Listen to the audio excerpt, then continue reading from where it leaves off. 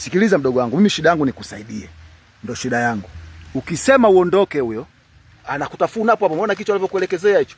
Hicho kichwa amekuelekezea kwenye mguu wako. Ni kwa sababu tu, haya sema ukweli wako. Hizo ndizo umezipata wapi?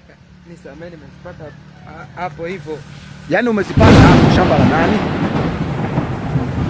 Nimezichukua tu kwa sababu sisi njaa tu, yani njaa kwa sababu mimi naishi na mdogo wangu alafu sina kitu. Sasa ndio uje kuiba kwenye mashamba ya watu. Yaani uje kuiba. Sasa haya angekugonga huyo, angekuluma.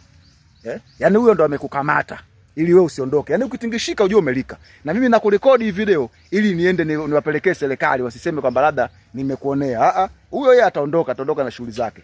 Lakini sasa je, ndio angekuja mtu mwingine? Mimi kwa sababu ndo mwenye shamba naweza kumtoa huyo, umeona anaondoka huyo, hana shida. Je, ndio kama angekuwa mtu mwingine? Singekuua mdogo wangu? Ndio, lakini sitorudia tena, nisamee.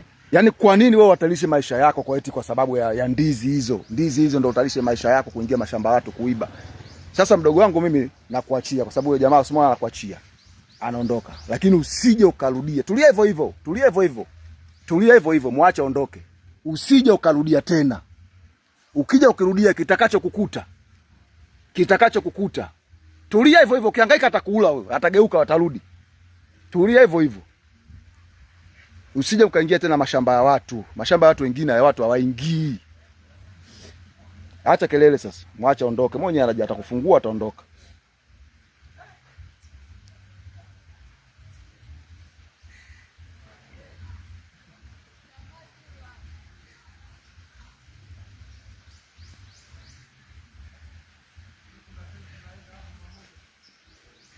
Shusha huo mzigo hapo chini.